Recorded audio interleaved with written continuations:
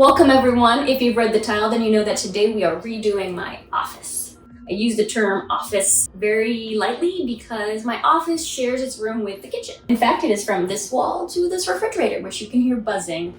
How pleasant to work with. Today we are going to work on distinguishing this office space from the rest of the kitchen.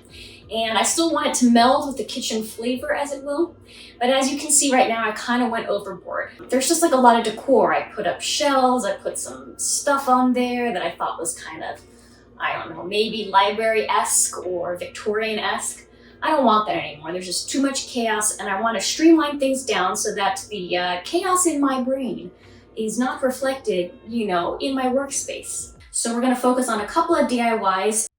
So the first thing I want to do is elevate the printer and my files so it's not such a mess. And then I want to turn toward the microwave, cover it up in some way since it's kind of ugly out there. And then we'll look at the back wall, maybe some stripes and some paintings. If that sounds like fun for you, let's go. But first things first, let's get rid of all this crap. I mean, decor. Lovely, beautiful decor.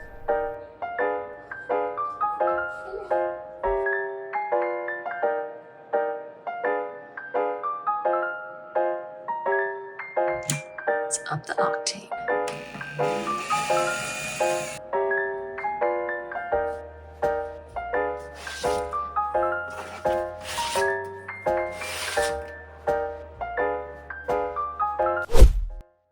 My first project will be to disguise this microwave so it doesn't stand out like a sore thumb. To that effect, I went and got this cabinet from OfferUp. As you can see, it's a little bit too big, so we're going to cut it to size and do a little bit of customization so it kind of fits with the flow of the desk nook. What is this? Why, it's a lovely box. Perhaps of Swedish origins. Very sturdy, clean lines. For my next trick, I will be slicing this into 2 pieces. And to that effect, let me welcome my assistant. Let's give a big round of applause for Mrs. Sparkles. She is beauty, she is grace, she has weird stuff on her face. I will place Mrs. Sparkles in this box and then slice it into 2 pieces. And she will emerge completely untouched. She will be in 1-ish pieces. We're rounding up here. As you can see, this is truly a saw. This is not a trick saw. It can slice through wood and doll flesh. Mrs. Sparkle, please paste the contents of the box to let us know that there's no tricks, that it is of sturdy construction.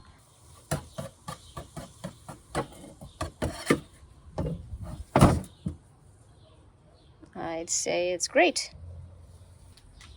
Comfy? Now, Mrs. Sparkle has signed all of the waivers necessary to complete this task. So easy. Exactly how sawing goes. Ta-da! I've magically cut this box into 2 pieces. 2 pieces. And Mrs. Sparkles is completely unharmed. Isn't that right, Mrs. Sparkles? Mrs. Sparkles? Mrs. Sparkles? Mrs. Sparkles, please reassure the audience that everything is fine. Like and subscribe.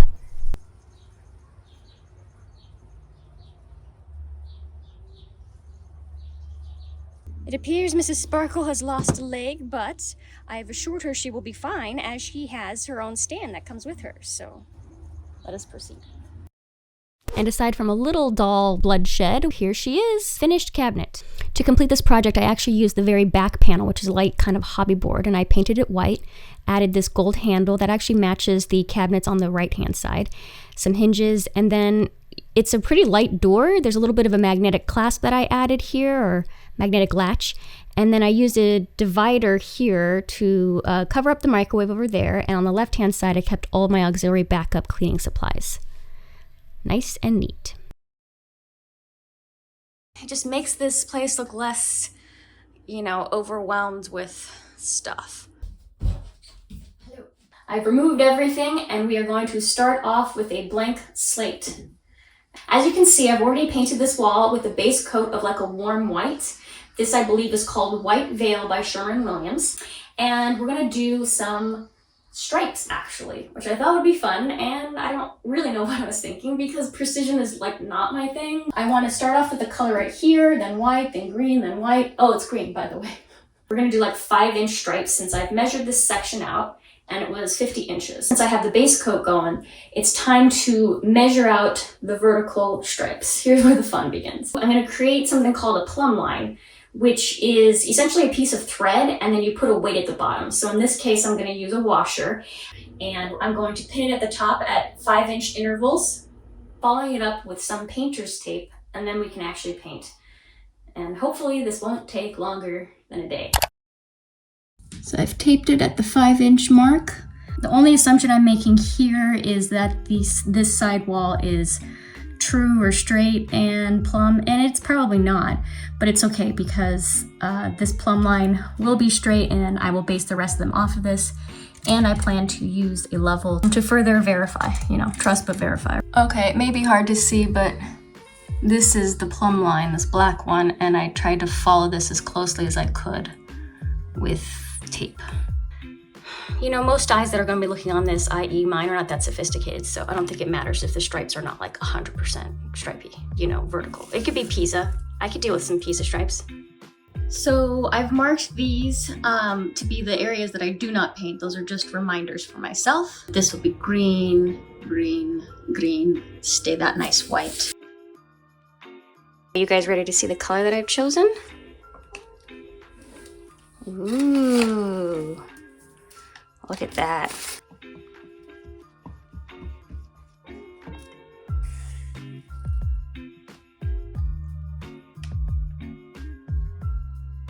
have no idea if this is too much.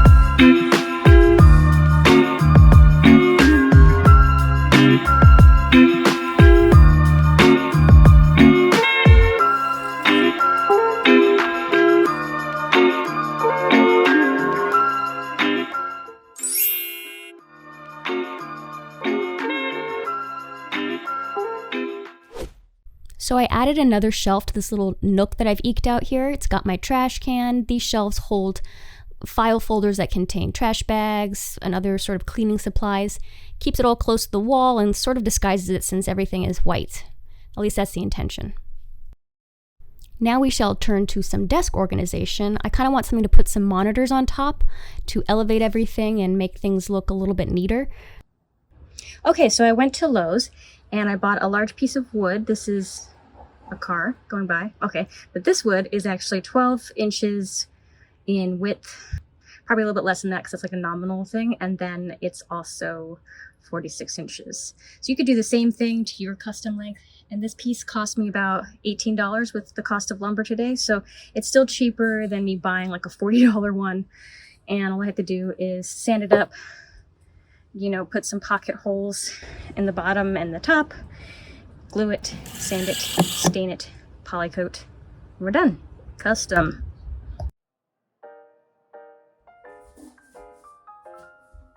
And now it's time to move in those new pieces. That sounds great. Including this sort of drawer slide thing that I got off the side of the road actually, but I believe it's from the Container Store.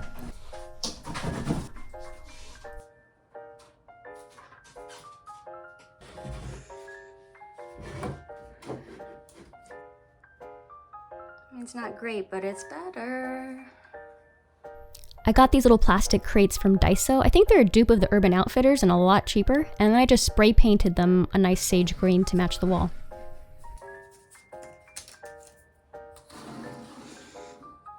It is indeed ultimate. I got this lamp from my grandmother when she passed away. She actually made this. This was a thing that people did in the 50s and 60s. They just made Tiffany-style lamps. Pretty cool.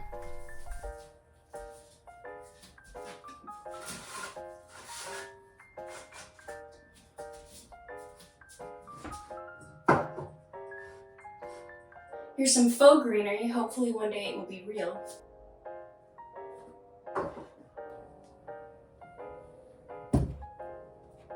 Maybe she's looking over there.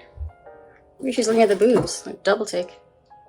So I got one of these plastic kind of file folders because I want it to be clear and not obstruct things, and I added some magnets so that it would stick to the side of my fridge. Now I have a place to put stuff that I want to file later but not deal with now, bills and such.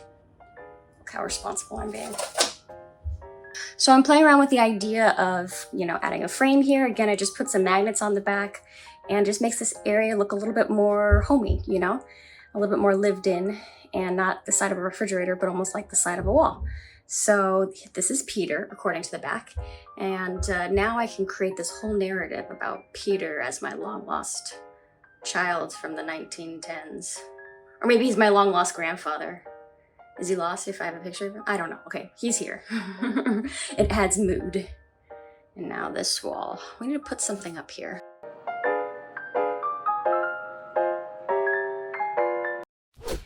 This wall over here is looking kind of blank, so I decided to run to my nearest thrift store and found this lovely, maybe not so lovely, gorgeous frame, but this interesting, you know, it's kind of cottagecore-y, and I think eventually I might add something a little bit unexpected, although it'll probably be expected to you guys because I'm about to tell you, like, I'm thinking like a snake here, or something like hidden beneath the roses, like some kind of proverbial or like play on words. So let's put this in place. There we go.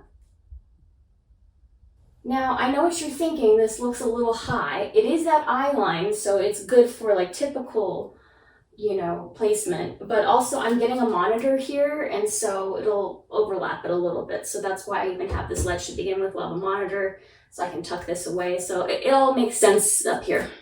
But to kind of fill out the space for now, I'll go ahead and add a random vase full of eucalyptus, like you do. For a final touch, I just wanted to add something a little reflective, maybe this kind of cool metal tray that I have. Oh my God, I almost dropped it. I want to be careful. Do not want a broken mirror, no bad juju here, if you know what I mean. This is Sparkles. This is Sparkles. Wait, no. Hello there, this is Mrs. Sparkles, and welcome to the reveal of my new desk nook area. Just wait for it, it's gonna look good, and it's all because of the work that I did. None of this riffraff, none of this junk here. I mean, what is that even? Okay, let's go to the reveal in 3, 2, 1.